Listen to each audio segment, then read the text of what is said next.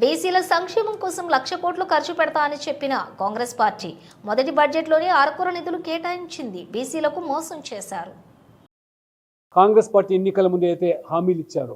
బీసీలకు అన్ని రంగాల్లో పెద్దపీట వేస్తామని బీసీల ఓట్లు పొంది సంవత్సరం కావస్తుంది. కామారెడ్డి డిక్లరేషన్ రేవంత్ రెడ్డి గారు స్పందించాలి. బీసీ సబ్ ప్లాన్ కు చట్టబద్ధత కల్పించి జనాభాకు అనుగుణంగా మరి బడ్జెట్ లో నిధులు కేటాయించి వారి యొక్క అభివృద్ధికి సంక్షేమం కోసం పాటుపడుతున్నారు. ఇప్పటి వరకు కూడా దాని మీద కనీసం ఆలోచన చేయలేదు. ప్రతి ఏటా 20,000 కోట్ల రూపాయలు బీసీల సంక్షేమం కోసం ఈ 5 సంవత్సరాలు 1,00,000 కోట్లు ఖర్చు పెట్టామని చెప్పిన మీరు మరి మొదటి బడ్జెట్ లో అరకొర నిధులు కేటాయించి బీసీలకు అన్యాయం చేశారు.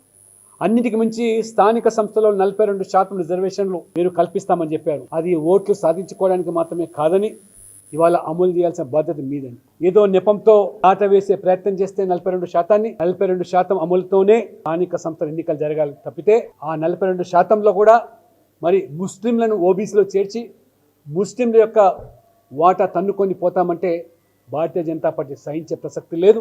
ఇవాళ కాంగ్రెస్ పార్టీ లేదా ఇవాళ దేశవ్యాప్తంగా కొన్ని ప్రాంతీయ పార్టీలు మమతా బెనర్జీ అయితే కానివ్వండి లేదా కర్ణాటకలో కానివ్వండి ముస్లింలను మొత్తం కూడా ఓబీసీలో చేర్పించి అసలు ఓబీసీల యొక్క హక్కులు కాలరాస్తా ఉన్నారు. హైదరాబాద్లో 34% రిజర్వేషన్ ఉన్నటువంటి ఓబీసీలకు ఇవాళ 150 డివిజన్లలో 50 డివిజన్లు బీసీలకు రావాల్సిన వాటాను ఇవాళ దాదాపు మరి 32 సీట్లు ఇవాళ బీసీల పేరు మీద ముస్లింలు తన్నుకొని పోతా ఉంటే కాంగ్రెస్ ఓట్ల కోసం ఇవాళ బీసీల ప్రయోజనం పణంగా పెడతా ఉంటే రాహుల్ గాంధీ మొసలి కన్నీరు గారుస్తా ఉన్నారు. ఇవాళ బీసీల రిజర్వేషన్ మాట్లాడే నైతిక హక్కు రాహుల్ గాంధీకి లేదు. రాహుల్ గాంధీ గారు రాజ్యాంగ పుస్తకం పట్టుకొని ఇవాళ ఊరేగిస్తే కాదు, రాజ్యాంగం యొక్క విలువలు కాలరాసినటువంటి చరిత్ర మీ కుటుంబానికి. బీసీల యొక్క గొంతు నొక్కింది మీ ప్రభుత్వం.